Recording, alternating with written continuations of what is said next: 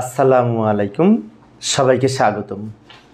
প্রিয় শিক্ষার্থী বন্ধুরা, আজকে আমি এই যে আইসিটি বিষয়ের যখন সংখ্যা পদ্ধতির ক্ষেত্রে দুইয়ের পরিপূরক মান নির্ণয় করি, সেই ক্ষেত্রে ৭৪ সংখ্যাটি 10 ভিত্তিক দশমিক সংখ্যা, এটা দুইয়ের পরিপূরক মান নির্ণয় কীভাবে করতে হবে সেটি আলোচনা করার চেষ্টা করব। এখন অনেক শিক্ষার্থীর মনে হতে পারে দুইয়ের পরিপূরক মান কেন নির্ণয় করব, তাই না? কিছু কিছু ক্ষেত্রে আমাদের মাইনাস সংখ্যার বাইনারি মানের প্রয়োজন হয়। যেমন আমরা ৭৪কে বারবার 2 দিয়ে ভাগ করে বাইনারি মান পাই। এখন এই বাইনারি মানটা হচ্ছে পজিটিভ সংখ্যার বাইনারি মান, অর্থাৎ +৭৪-এর বাইনারি মান। এখন যদি প্রশ্ন করা হয় -৭৪-এর বাইনারি মান কত, তাহলে কীভাবে নির্ণয় করব? তার জন্য দুইয়ের পরিপূরক। কারণ দুইয়ের পরিপূরক করলে আমরা এই +৭৪-এর বাইনারি মান ধরে যদি দুইয়ের পরিপূরক করি, তাহলে -৭৪-এর বাইনারি মান পাব। আর এই দুইয়ের পরিপূরক করতে হলে কয়েকটা ধাপ অনুসরণ করতে হয়। প্রথম ধাপে এটার বাইনারি মান নির্ণয় করব, তারপর সেই বাইনারি মানকে আমরা 8 বিট বা 16 বিটে সাজিয়ে লিখব। সেখান থেকে একের পরিপূরক করে তার সাথে 1 যোগ করে দুইয়ের পরিপূরক করব। নিয়মটা শুনে মনে হচ্ছে একটু লম্বা নিয়ম না, আমি সহজভাবে আলোচনা করার চেষ্টা করব ধাপে ধাপে। চলো শুরু করা যাক। প্রথম ধাপে আমরা এই সংখ্যাটির বাইনারি মান নির্ণয় করব। তো বাইনারি মান ইচ্ছে করলে ক্যালকুলেটরে বের করা যায়, তো আমি ক্যালকুলেটর ছাড়াই বের করে দেখাচ্ছি কীভাবে ভাগ করে বের করা যায়। যেমন ৭৪-এর বাইনারি মান বের করতে হলে ৭৪ সংখ্যাটিকে বারবার বাইনারি সংখ্যার বেস 2 দ্বারা ভাগ করব। ৭৪কে 2 দ্বারা ভাগ করলে ভাগফল হবে 37। ভাগফল 37 প্রথমে লিখব, ভাগশেষ 0 থাকবে শেষে লিখব। 37কে যদি 2 দ্বারা ভাগ করি, ভাগফল হবে 18 18 প্রথমে লিখব, ভাগশেষে 1 থাকবে শেষে লিখব। 18কে 2 দ্বারা ভাগ করলে ভাগফল 9 প্রথমে লিখব, ভাগশেষ 0 হবে শেষে লিখব। 9কে 2 দ্বারা ভাগ করলে ভাগফল 4 হবে প্রথমে লিখব, আর ভাগশেষ 1 হবে শেষে লিখব। 4কে 2 দ্বারা ভাগ করলে ভাগফল 2 হবে প্রথমে লিখব, ভাগশেষ 0 থাকবে। 1কে 2 দ্বারা ভাগ করলে ভাগফল 1 হবে, ভাগশেষ 0 থাকবে। আবার এই 1কে 2 দ্বারা ভাগ করব, কিন্তু প্রশ্ন হচ্ছে 1 ছোট 2 বড়, 1কে 2 দ্বারা ভাগ করা যায় না। তখন কি করব? এখানে ভাগফল হিসেবে যদি 0 লিখি, এই 1 ভাগশেষ হিসেবে শেষে লিখব। এবার এই যে ভাগশেষগুলি পেয়েছি, এগুলো নিচ থেকে যদি উপরের দিকে সাজিয়ে লিখি, তাহলে বাইনারি মান পাবো। সেই ক্ষেত্রে এই যে প্রথমে বাম দিকে যেটি লিখব সেটিকে বলা হয় MSB, যার পূর্ণরূপ হলো মোস্ট সিগনিফিক্যান্ট বিট। সর্বশেষে যেটি লিখব সেটিকে বলা হয় LSB, যার পূর্ণরূপ হলো লিস্ট সিগনিফিক্যান্ট বিট। তাহলে আমরা এখন সাজিয়ে লিখি। তো আমরা একটু দ্রুত লিখে দেখাচ্ছি সময় সেভ করার জন্য। এই যে লিখে দেখাইলাম ৭৪ দশমিক সংখ্যা, এটার বাইনারি মান এই সংখ্যাটি। কীভাবে পেলাম? এই যে এখান থেকে সাজিয়ে লিখে নিচ থেকে উপরের দিকে সাজিয়ে লিখেছি। এই 1 আগে লিখেছি, তারপর এই 0, এই 0, এই 1, এই 0, এই 1, এই 0, এবং এটি বাইনারি সংখ্যা, তাই ভিত্তি হিসেবে 2 লিখেছি। এখন এই বাইনারি সংখ্যা যেটি পেলাম 110, এই বাইনারি সংখ্যার মান ধরে দুইয়ের পরিপূরক মান নির্ণয় করব। তো যাই একটু মনে রাখবো 110। এই যে লক্ষ্য করি, প্রথমে আমরা কি করব? ৭৪-এর যে বাইনারি মান পেলাম, ওই বাইনারি মানকে 8 বিট প্রকৃত মানে সাজিয়ে লিখব।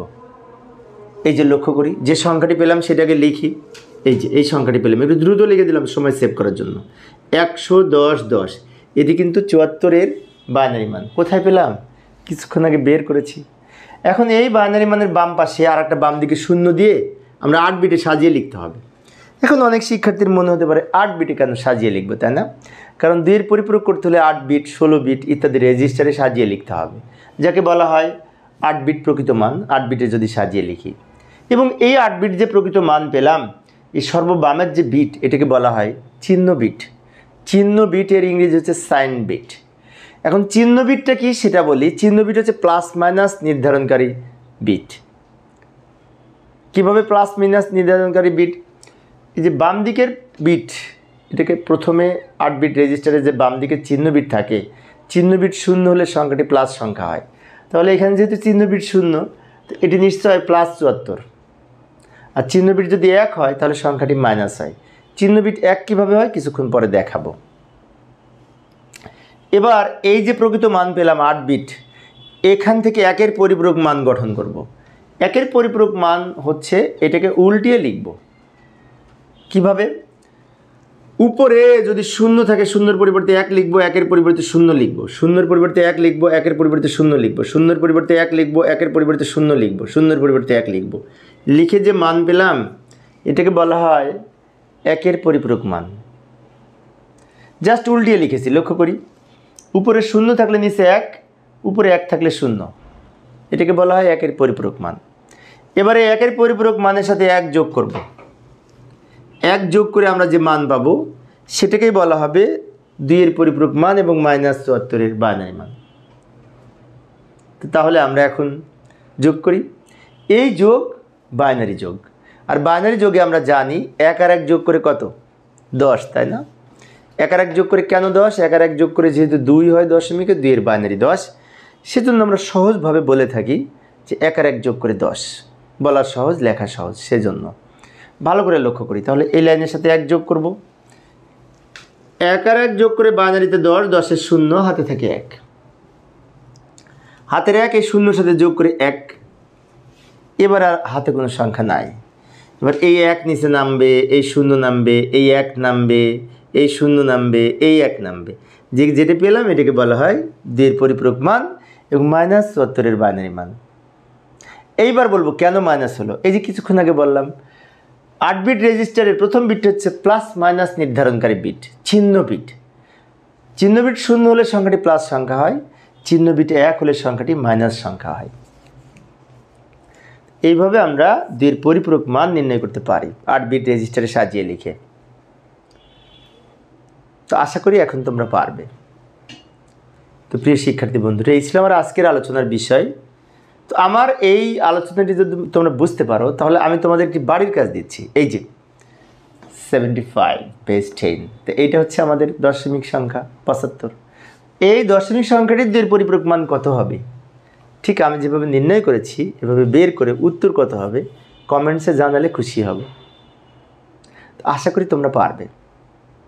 তো প্রিয় শিক্ষার্থী বন্ধুরা, আমি অবশ্য অল্প অল্প করে আলোচনা করি যাতে শিক্ষার্থীরা বোরিং ফিল না করে। তো পরিশেষে সবাই ভালো থাকবে এবং সুস্থ থাকবে এই কামনায়। খোদা হাফেজ।